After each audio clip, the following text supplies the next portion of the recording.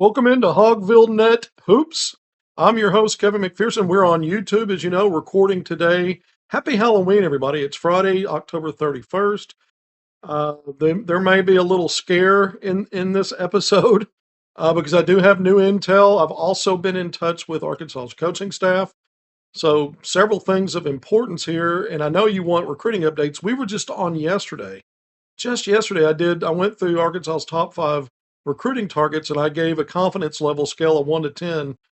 So I cast my, numeric opinion about where Arkansas stands with certain players and the ability to maybe get and close on several of these 5-star, mostly top 10 rated remaining recruiting targets. We know Arkansas has already got 2 players committed, fast approaching early signing period now, less than 2 weeks away from the beginning of that week-long period, November 12th to the 19th.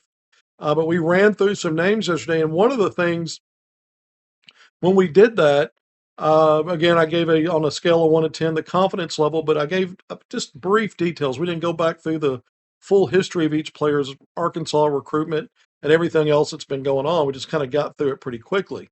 But one thing you may have noticed is that one player, when I have done those scales and done those ratings in the past, one player who had come down to the midpoint, and I had it at a confidence level of 5.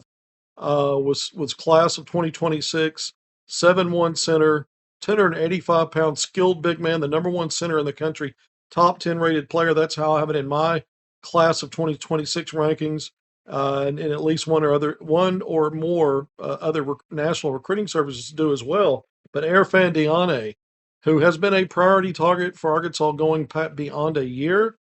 This is a situation where we knew that Arkansas was really close, but always kind of playing second fiddle to Houston, and just how close had Arkansas gotten. And we had one source that we brought in information and told you that he felt like it was a toss-up, right?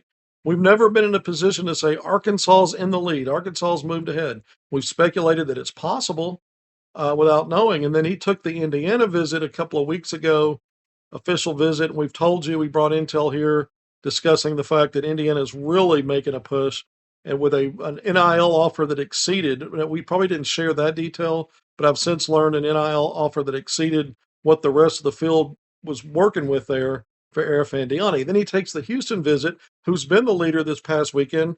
Big question still to answer. I was told by his guardian, Alex Victor, prior to that official visit.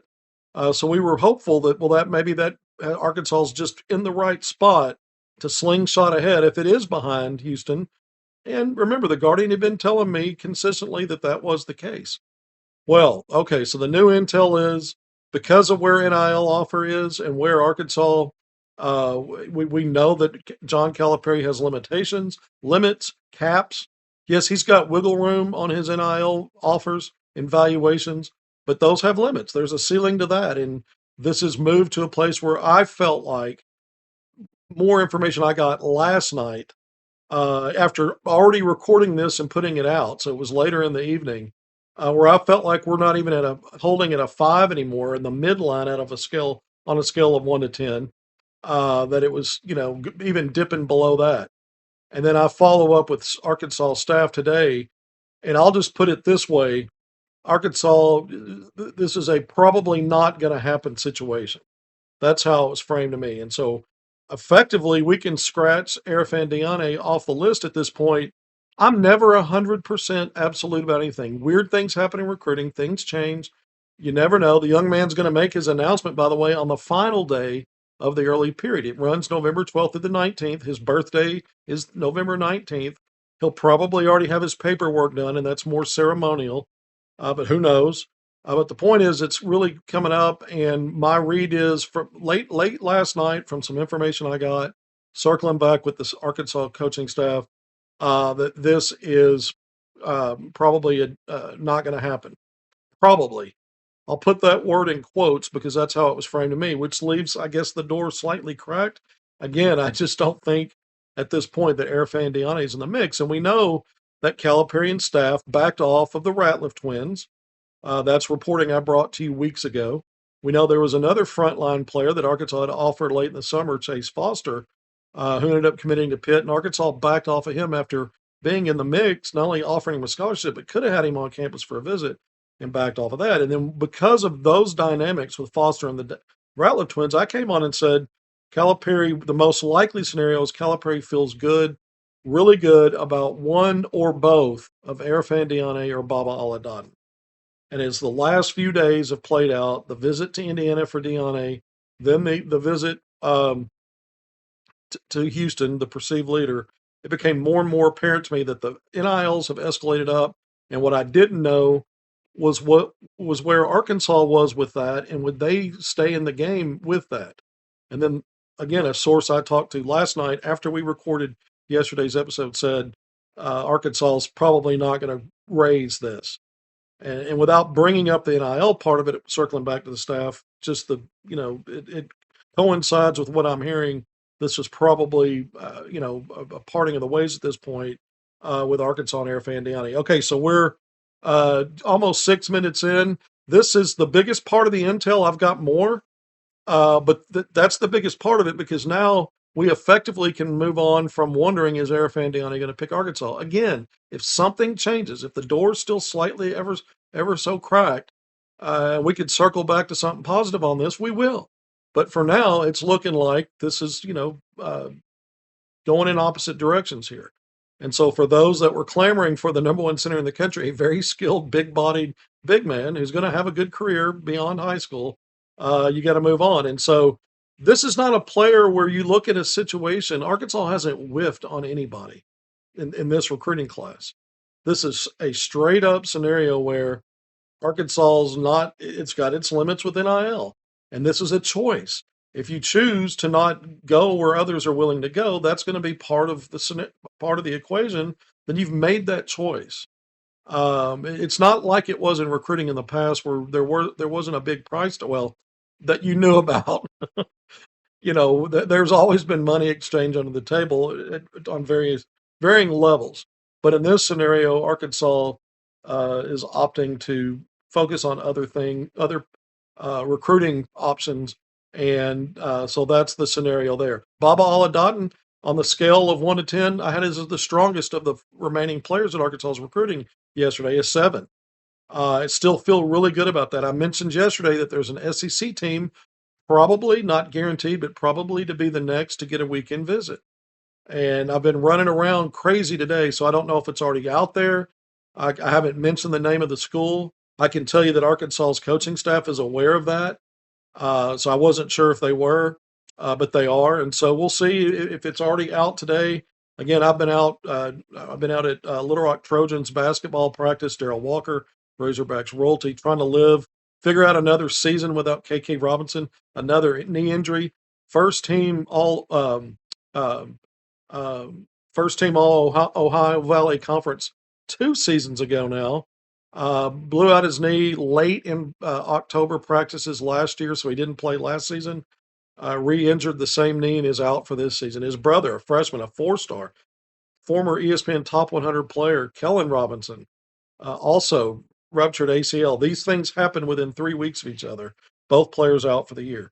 So I was at Little Rock Trojans practice today. Then I swung by Little Rock Mills, the defending 4A state champs, to go see Coach Cooper. Brand new arena, just finished it. They're starting to practice in there, and I went and checked it out today. They named it after Coach Cooper. 4 state titles since 2017, and been to other state titles. Game of that Mills program, man.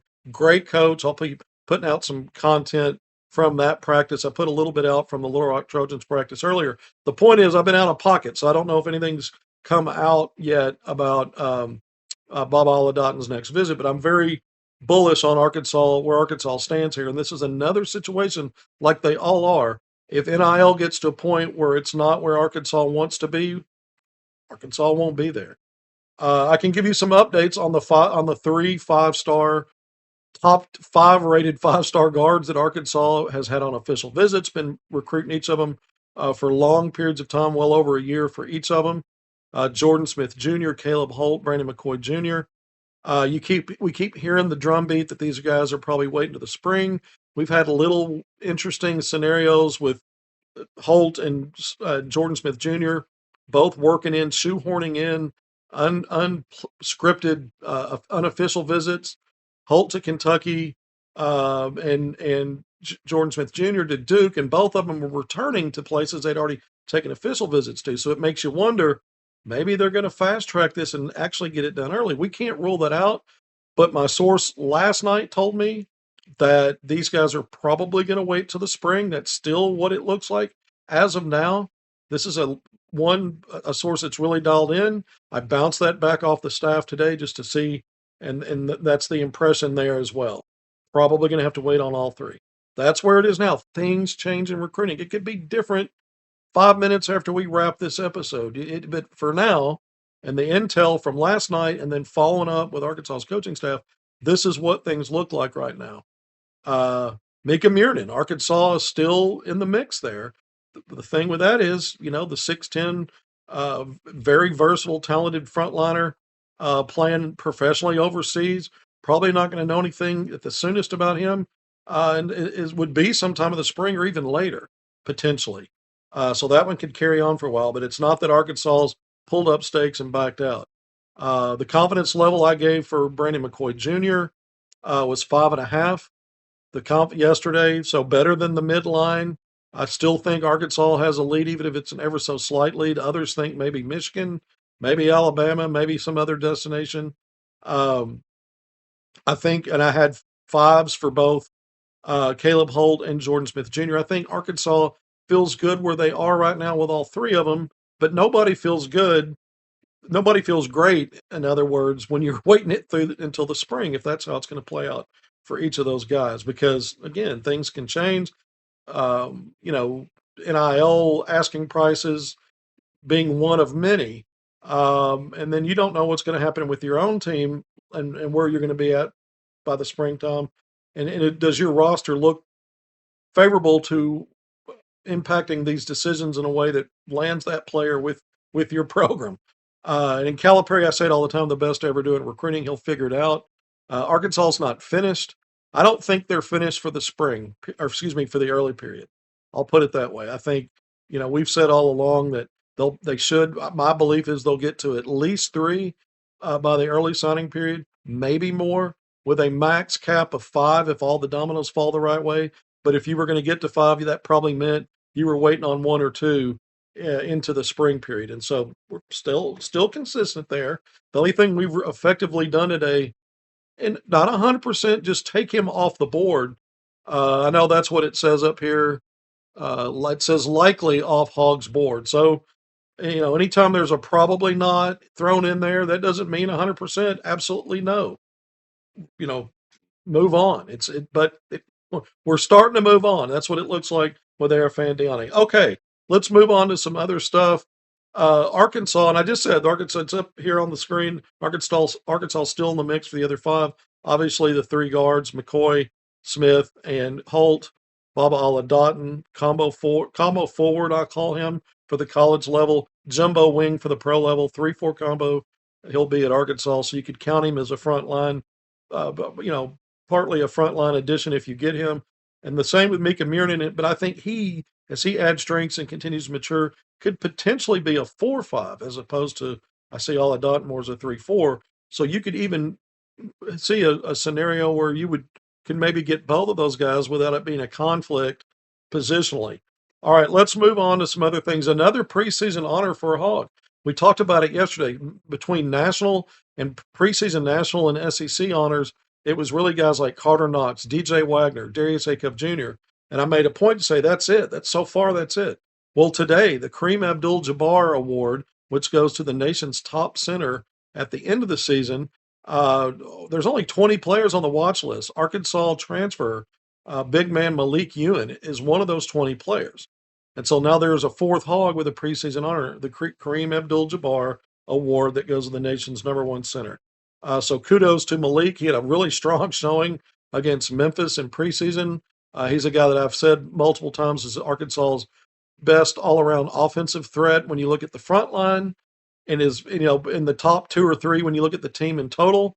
I'd put him up there with Darius Acuff and of course Malik Thomas.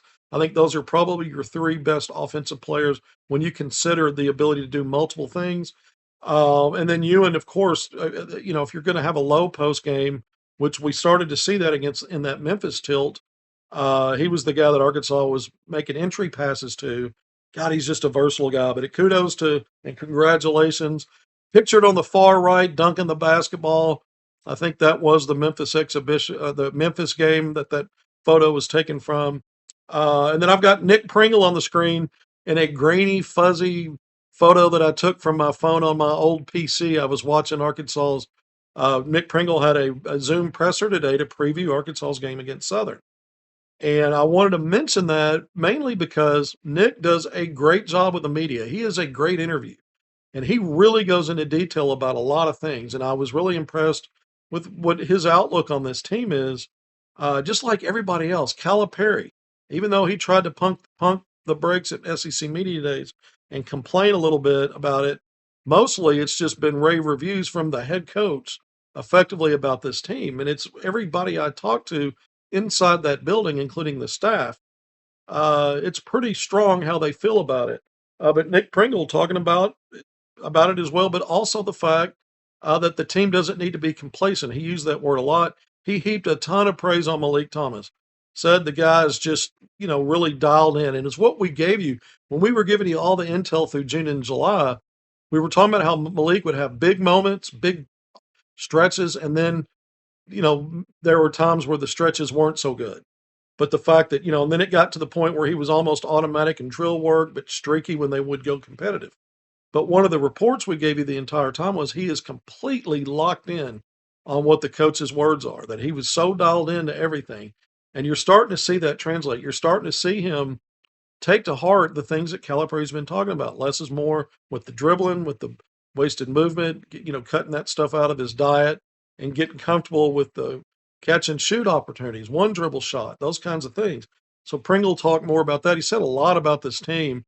Really good media session today with Nick Pringle. Go check that out. You can find that somewhere, I'm sure. But it was really good stuff from Nick Pringle. All right. And then Arkansas's got Southern on Monday. We get through the weekend and then it's Monday. I'll be in Fayetteville at Bud Walton Arena, season opener against the team that won the SWAC last year. Projected to do it again. I've been saying on my recent content platforms, including yesterday here on HogvilleNET Hoops, that this is a W for Arkansas. It's just a matter of, does Arkansas, play its game? Does it have an off night? Things can get interesting when you have an off night. You don't want to disrespect any team, but it is a bye game. Arkansas, I don't see a way that Arkansas comes out of this with a loss. Interesting as exhibition season wraps up and the regular season starts next week. Memphis on the road to play 20th ranked Auburn last night, got beat by, I think, 29 points. So, there's something, if you want to compare scores and look at that. I know Arkansas fans and the rivalry now maybe growing again with Kentucky because of Calipari. Kentucky beats Purdue, the number one ranked team in the country in exhibition play, and then loses to Georgetown of the Big East also last night. So some interesting things going on there in terms of wrapping up exhibition season, things you want to talk about. And I always say this, look, it's exhibition season. These games don't mean a whole lot. Yeah, you can learn some stuff, but it's not necessarily the quality of your team based on results.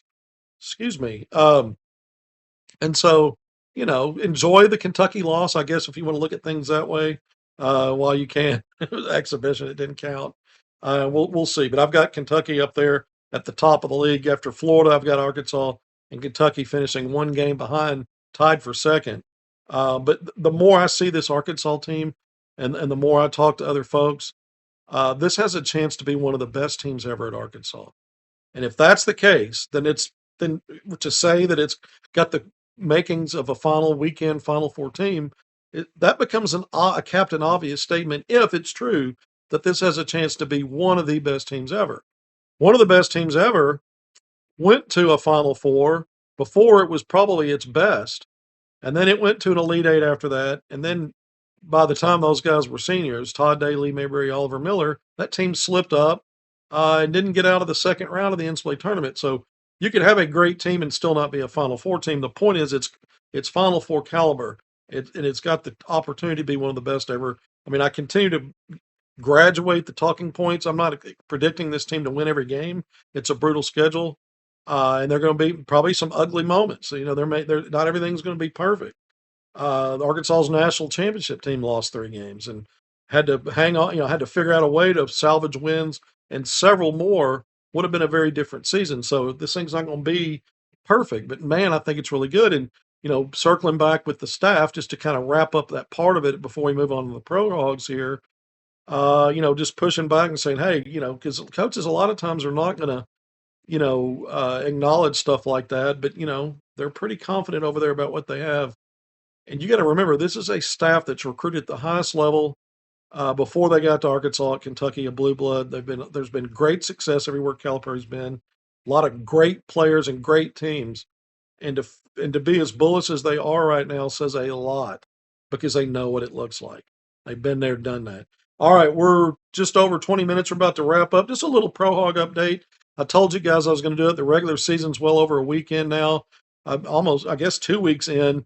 And some Pro Hogs went off last night. A couple of them scored 20 points. Anthony Black, third-year pro, former lottery pick, one and done in Arkansas. Great player in his one season here. Helped Arkansas to a Sweet 16. Had 20 points. Was in the starting lineup last night for the Orlando Magic. Magic off to a slow start on their season, but they did get a win on the road in Charlotte. AB in the starting lineup. 20 points. I think he was 3 of 6 from 3, so he continues to get better there. He stuffs the stat sheet, multiple blocks, steals, assists, rebounds. He does it all. And a box plus last night, and a big road win for Orlando. Picked up its second win against 4 losses, but AB now injected into that starting lineup maybe had something to do with that. So kudos to AB for the big game. And how about Isaiah Joe? He's been out with a knee injury. Oklahoma City, defending NBA champions. The 2 double overtime games to start the season. They found ways to win. Came into last night's game at home against the Washington Wizards, unbeaten, 5-0, make it 6-0. And Isaiah off the bench, second on the team in scoring last night, playing off the bench in his season opener for him. 20 points, was 5 of 9 from 3. You know how he does it. 6 rebounds, an assist, a steal. Really good game for him. He's always a box plus, usually a box plus double digits. He's just he he does very little wrong on the basketball court. The dude's always in the right place at the right time, especially defensively. Something, by the way, Nick Pringle said about Malik Thomas, that he just seems to be in the right place at the right time. When you move from the high school level, I had to do this. I meant to say it earlier and forgot to. When you start making the leap from high school to this level, and you're already having veterans say that about you, you know the nuances are much different than what you've ever done, and you know the player, regardless of what their instincts are, what their talent is, they're paying attention to what the coaches are saying, and they're baking it into what they do every day, whether it's practice, exhibition, whatever it is. Malik Thomas is figuring it out. But Isaiah Joe, speaking of snipers, Malik might just be that next sniper, right? But Zay had a great game last night. Jalen Williams also off the bench last night. Jay Will, 7 points, 9 rebounds, 4 assists, 2 steals, a block. You know how he does it. He does everything at both ends to impact winning. What a great story that is. The 2 former Fort Smith Northside teammates, both of them won state titles at Fort Smith Northside, but on different teams. They didn't win one together, oddly enough. And then both of them doing really good things at Arkansas before helping a team win an NBA title last year. Bobby Portis last night, the Bucks hosting Golden State. So it was Pro Hog v Pro Hog, Moses Moody, Golden State, both playing off the bench. Bobby Portis, good game last night. 12 points, 5 rebounds, had a couple of assists and a steal, and he had a box score, plus I think it was in the double digits as well. Milwaukee with a 120-110 win over Golden State. Both of those teams came in with only 1 loss early in the year, like 4-5-1. Both of them were coming into that game. Moses playing off the bench, wasn't his night. He's averaging double figures this season. Only took 3 shots, didn't hit. A couple of them were close when he didn't make them, but he did contribute 3 rebounds, a block, and an assist. And so both, all the Pro Hogs I know you're proud of. We got a lot more to talk about with the Pro Hogs as we move through the season. But last night was a good night for several, and most of them got W's last night, and so that's always a good thing. All right, we're going to sign off now, just under 25 minutes in. I'm Kevin McPherson. This is Halloween HogvilleNET Hoops. Be safe out there. Have fun. Is it scary? Is it so scary that Arkansas is probably out on air, Fandiani? I don't think so. Arkansas has done really well in the portal with its frontline stuff. Calipari obviously is prioritizing some bigs in this portal season, or in this high school recruiting cycle. But there are limits to what you're going to do, and you can use your monies more strategically, look at the roster he has built in both seasons. And the retention, you're going to put a lot of money toward that. Arkansas is going to be just fine. And this is a choice, not a whiff. That's how I see it. And of course, I talk to the folks that are involved in this stuff. And so I weigh it pretty fairly. If it was a whiff, and there's been some of that, then I'm going to call it out and say it's exactly that. But this is not the case. And Arkansas feels good with its position with others. We know they've also prioritized this coaching staff. All right, actually, now I am signing off. Be great in all your endeavors. Have a great weekend. Enjoy your Halloween. Appreciate all of you. We will see you next time.